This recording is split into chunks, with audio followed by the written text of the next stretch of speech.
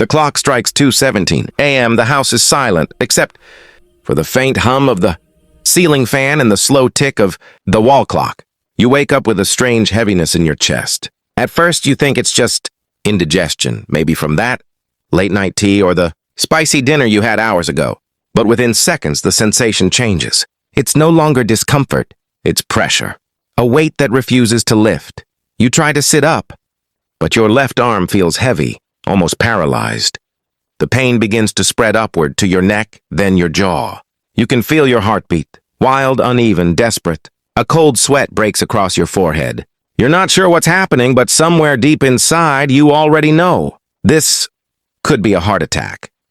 You glance at your phone on the bedside table. It's within reach, yet miles away. Your breathing grows shallow. Panic rushes in like a wave. The thought hits you hard. You're alone. No one else is in the house. No one to call your name. No one to notice if you collapse. But here's the truth. Most people never realize until it's too late. Surviving a heart attack alone isn't about strength. It's about knowing what to do in the first 60 seconds. Because every minute after the first symptom increases the risk of death by 10%. 10% for every single minute you wait. This is why today's video could be the most important one you'll ever watch. Whether you're 60, 70, or even 80, this knowledge could mean the difference between life and loss. In the next few minutes, we'll go step by step through 7 life-saving actions that every senior and every family needs to know. Because one night, when it matters most, you won't have time to Google what to do. You'll have to know it by heart. So take a deep breath. Stay with me. Because by the end of this video, you'll know exactly how to survive, even when you're completely alone. Heart attacks are not loud. They don't always come with dramatic chest-clutching scenes like in the movies. Most begin quietly. A faint pressure, a strange fatigue, a discomfort that whispers instead of screams. That's what makes them so deadly, especially for people over 60. According to global health data, someone suffers a heart attack every 40 seconds. But here's the terrifying truth. Nearly half of them happen when the person is alone. No witness, no helping hand, no immediate medical response. And for seniors, the odds become even more dangerous. After age 60, the heart grows weaker, blood vessels stiffen, and warning signs can feel confusing. A simple ache might be mistaken for muscle strain. Shortness of breath could be dismissed as tiredness. Even nausea or mild dizziness might seem like just another bad day. But these are often the first whispers of a heart in distress. What makes heart attacks especially tricky for seniors is how quietly they can unfold. Some people never feel the classic crushing chest pain. Instead, they experience subtle symptoms that come and go, until suddenly, everything goes dark. Doctors call it the silent heart attack, and it's more common in older adults, particularly those with diabetes or high blood pressure. These attacks can damage the heart slowly, quietly, without the victim ever realizing it, until the next one hits harder. That's why awareness is your greatest shield. It's not about living in fear. It's about being prepared. You see, your body always tries to warn you, but only if you know what to listen for. So, before we move into the first life-saving action, pause for a moment. Ask yourself, would you recognize the signs if your own heart were calling for help? Because a heart attack rarely begins with a bang. It starts with a whisper you can easily miss. And missing it could mean losing your chance to fight back. In the next section, we'll decode these whispers together. You'll learn exactly what signs to watch for, the ones that your heart uses to cry out for help before it's too late. Recognizing them early could give you the precious minutes that separate survival from silence. A heart attack rarely arrives like a lightning strike. It builds quietly, minute by minute, symptom by symptom. The tragedy is that most people ignore these early signals, mistaking them for minor issues. But your body is smarter than you think. It always sends a warning. You just need to understand its language. It often starts subtly. A tightness in your chest that feels like pressure, not pain. Maybe it spreads to your left shoulder or up your jaw. Sometimes it feels like heartburn, that familiar burning sensation after dinner. But this time it doesn't fade. Instead, it lingers, pressing, squeezing, almost suffocating. You might notice a strange heaviness in your arms or an ache that crawls across your upper back. Some feel it in their neck, others in the stomach, like indigestion that just won't quit. Then comes the shortness of breath, the sudden fatigue, the lightheadedness. For some, cold sweat breaks out across the skin. For others, nausea hits without warning. These aren't random discomforts. They are the early warnings of your heart struggling to get oxygen. And if you're over 60, you need to memorize them like your favorite prayer. Because recognizing them quickly could give you a fighting chance before the damage becomes irreversible. Here's what doctors say. If you experience 2 or more of these symptoms, chest pressure, arm or jaw pain, shortness of breath, dizziness, nausea, or cold sweat, assume it's a heart attack until proven. Otherwise, don't wait for it to pass. Don't convince yourself it's just gas or just anxiety. Every second counts. The sooner you respond, the higher your chance of survival. In fact, acting within the first 5 minutes can reduce the risk of fatality by more than 60%. And remember, heart attacks don't look the same for everyone. Women in particular may not feel severe chest pain at all, just extreme fatigue, breathlessness, or pain in the jaw and back. So trust your instincts. If something feels wrong, it probably is. Your heart is speaking, softly, urgently. The question is, will you listen before it's too late? In the next section, we'll talk about what to do right after you notice these warning signs, how to stay calm and in control when panic threatens to take over. The clock strikes 2:17 a.m. The house is silent, except for the faint hum of the ceiling fan and the slow tick of the wall clock. You wake up with a strange heaviness in your chest. At first, you think it's just indigestion, maybe from that late-night tea or the spicy dinner you had hours ago. But within seconds, the sensation changes. It's no longer discomfort, it's pressure, a weight that refuses to lift. You try to sit up, but your left arm feels heavy, almost paralyzed. The pain begins to spread upward to your neck, then your jaw. You can feel your heartbeat, wild, uneven, desperate. A cold sweat breaks across your forehead. You're not sure what's happening, but somewhere deep inside, you already know. This could be a heart attack. You glance at your phone on the bedside table. It's within reach, yet miles away. Your breathing grows shallow. Panic rushes in like a wave. The thought hits you hard. You're alone. No one else is in the house. No one to call your name. No one to notice if you collapse. But here's the truth. Most people never realize until it's too late. Surviving a heart attack alone isn't about strength. It's about knowing what to do in the first 60 seconds. Because every minute after the first symptom increases the risk of death by 10%. 10% for every single minute you wait. This is why today's video could be the most important one you'll ever watch. Whether you're 60, 70, or even 80, this knowledge could mean the difference between life and loss. In the next few minutes, we'll go step by step through 7 life-saving actions that every senior and every family needs to know. Because one night, when it matters most, you won't have time to Google what to do. You'll have to know it by heart. So take a deep breath. Stay with me. Because by the end of this video, you'll know exactly how to survive, even when you're completely alone.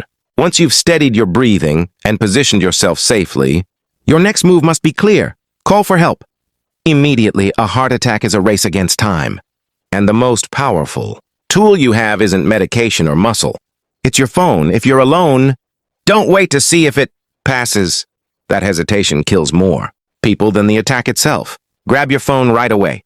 Dial your country's emergency number, 911 in the US, 999 in the UK, 112 in Europe, 15 in Pakistan, 108 in India, or whichever number connects you to an ambulance. If your hands are trembling or your voice is weak, don't hang up. Leave the call open. Most emergency systems can trace your location automatically, and operators are trained to recognize distress, even through silence. The sound of your breathing, the tone of your voice, or even faint background noises can help them pinpoint where you are if you can still speak. Use short, clear sentences. Say, chest pain, trouble breathing, I'm alone. Send ambulance. Then leave the line open. Don't waste time explaining every detail. They'll ask only what matters to save your life. Here's a life-saving trick. Set up an emergency contact system before something like this ever happens. On most smartphones, you can add medical information and emergency contacts to your lock screen. Enable SOS mode, which automatically dials emergency services when you Press the power button 5 times, use. Your voice assistant say, "Hey Siri, call an ambulance," or "Okay Google, emergency help." If your phone is out of reach but within sight, crawl, don't walk. Move slowly, keeping your chest stable. Each movement should be controlled and minimal. And if you live alone, keep a spare key near the entrance or share a door code with a trusted neighbor. Every second matters and rescuers shouldn't waste time breaking in. Remember, calling for help is not panic. It's preparation. It's your message to the world that you're still fighting, that you're giving yourself the chance to survive. In the next section, we'll discuss one small but mighty weapon you might already have in your home, a simple aspirin that could double your survival chances if taken the right way. You've called for help. You're breathing steadily. But as you wait for the ambulance, the pain in your chest still feels like a heavy stone pressing down, making every second feel longer than the last. This is the moment when one small action can make an enormous difference. Taking an aspirin. It might sound too simple, almost ordinary, but this tiny pill has saved millions of lives. Doctors call it the first aid medicine for the heart. Aspirin works by thinning your blood, preventing it from clotting and worsening the blockage that's cutting off oxygen to your heart. If you act fast, it can literally help keep the blood flowing, just enough to buy you time until medical help arrives. But here's the key. You must take it the right way. If you have no allergy to aspirin and your doctor has ever said it's safe for you, immediately take 1 adult aspirin, 325 milligrams. Don't swallow it whole. Instead, chew it slowly. Chewing helps it enter your bloodstream faster, sometimes in less than a minute. Never take aspirin coated with a time-release layer in this emergency. It dissolves too slowly. Plain, uncoated aspirin works best. Wash it down with a small sip of water if needed, but don't chug or gulp. Keep in mind, aspirin is not a cure. It doesn't reopen a blocked artery or replace medical treatment. It simply buys you time. Think of it as your body's temporary shield, protecting your heart while help is on its way. That's why every senior should keep a small supply in easy-to-reach places: the nightstand, the kitchen drawer, your wallet, or even the glove compartment of your car. Don't store it in bathrooms. Moisture weakens it over time if you're already on a daily low-dose aspirin plan prescribed by your doctor. You can still chew 1 regular tablet during an attack, unless your doctor has warned against it. Remember, you are not powerless. Even alone, you can act, you can think, and you can fight back. 1 breath, 1 decision, 1 aspirin at a time. In the next section, we'll tackle a popular myth, the cough CPR, trick that floods social media, and reveal what actually works when your heart starts to fail. If you've spent any time online, you've probably come across the viral claim that you can cough your way through a heart attack. The so-called cough CPR method has been shared in countless posts, videos, and forwarded messages, claiming that if you cough hard enough, you can restart your heart or keep it beating until help arrives. It sounds empowering, even heroic, but here's the truth. It's mostly a myth. Yes, there is a small grain of medical truth buried inside the rumor. In very specific hospital settings, when a patient's heart rhythm is being monitored by doctors, a controlled cough can sometimes momentarily help blood circulate during certain arrhythmias, but that's under direct medical supervision, with equipment and professionals present. When you're alone at home, unmonitored and in the middle of a heart attack, cough CPR can actually do more harm than good. Hard coughing increases pressure inside your chest and can worsen the oxygen shortage in your heart muscle. It may even trigger fainting or cardiac arrest faster. So what should you do instead?